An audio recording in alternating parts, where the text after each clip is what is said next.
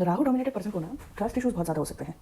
And काफ़ी time ऐसा देखा जाता है कि उनके जो स्पेसिफिक पर्सन है, मतलब उनके हस्बैंड है या बॉयफ्रेंड है या गर्लफ्रेंड है, वो ये कंप्लेन ज़रूर करते हैं कि मैं कुछ भी क्यों ना कर लूँ, ये पर्सन ना मुझ पर ट्रस्ट नहीं करता है या ट्रस्ट नहीं करती है।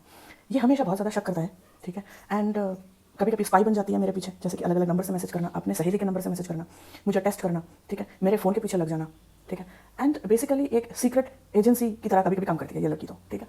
तो ये चीज़ इसलिए नहीं है बिकॉज ये कोई पर्सनालिटी फ्लॉ है ऑफ राहु डोमिनेटेड पीपल, या इनका ये कोई मतलब कैरेक्टर फ्लॉ है, ऐसा नहीं है। ये प्रॉब्लम ये है कि this Rahu dominated people they were meant to become somebody like Hamza Ali Mazari, और ये जाके बन गए प्राइमरी स्कूल टीचर, ठीक है। समझ रहे हो कॉन्ट्रास्ट को?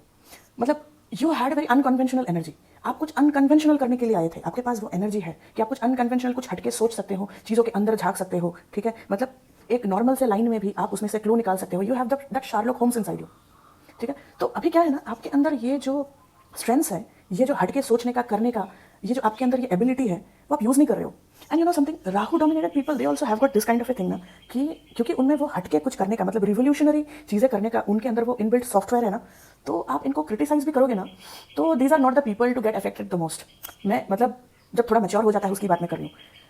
इनिशियल स्टेजेस में you can be a very sensitive soul, but if you are actually expressing your Rahu energy in your life, so it will happen that you will eventually become a person. क्योंकि जब भी आप कुछ भी हटके चीज़ करोगे, suppose आप प्राइमरी स्कूल टीचर ही हो, अभी सब लोग जाके हमजा नहीं बन सकते हैं, अयलीना नहीं बन सकते हैं, ओके।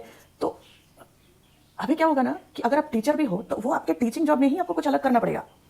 आप कुछ अलग कर रहे हो अपने टीचिंग में, जैसे कि छोटे बच्चों को पढ़ाने के लिए आप कुछ गेम इन्वेंट कर रहे हो, इट्स वेरी इनोवेटिंग एनर्जी, ठीक है। आप कुछ गेम इन्वेंट कर रहे हो, कुछ नया स्टाइल इन्वेंट कर रहे हो बच्चों को पढ़ाने का, कि कैसे उनका अटेंशन ग्रैब किया जाए, कैसे उनको रिटेन करवाया जाए जो मैं पढ़ा रही हूँ, ठीक है। आप अगर मैनिफेस्टेशन कर रहे हो तो कुछ अलग तरीके से करोगे, ठीक है। आप एस्ट्रोलॉजी कर रहे हो, सोचने की कोशिश करो तो आप कुछ अलग तरीके से चीज़ों को सोचोगे या बोलोगे, ठीक है। आप घर का कभी कोई काम कर रहे हो तो जो काम सपोज नॉर्मली किसी को करने में 1 घंटा लगता है, आप ऐसा कोई जुगाड़ निकालोगे ना तो वही 1 घंटा का काम कैसे आप 15 मिनट में निपटा सकते हो।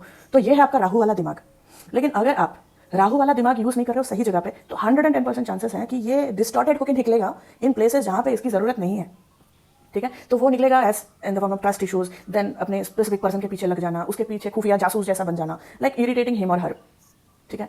तो कहाँ जा रहे हो, क्यों जा रहे हो, कैसे जा रहे हो, किसके साथ जा रहे हो, तो this kind of things can happen. I am not saying it will happen absolutely for everybody, okay. और आपका राहु कितना स्ट्रांग है उस पर डिपेंड करता है, ठीक है। एंड अगर आप ये चीज़ें नहीं करोगे ना तो आपके अंदर ना बहुत ज़्यादा ओवर थिंकिंग बढ़ जाएगा आपका, because you are given that potential to think a lot, to think and analyse a lot, to innovate a lot. तो आपके पास एनर्जी है, आप यूटिलाइज नहीं कर रहे हो। आप सोच रहे हो कि नॉर्मल सी जिंदगी बता दे, सब लोग जैसे जी रहे हैं वैसे जी ले। जैसे मैंने लास्ट भी रील्स में कहा है कि राहु नहीं चाहता है अपना अनकन्वेंशनल चीज लोगों को दिखाना, बिकॉज वो अनकंफर्टेबल होता है, उसको पहले से पता है, so they try to camouflage. लेकिन अगर ये पे करोगे तो in the long term it's not good. So the good thing is if you actually try to be the unconventional brat that you are born to B.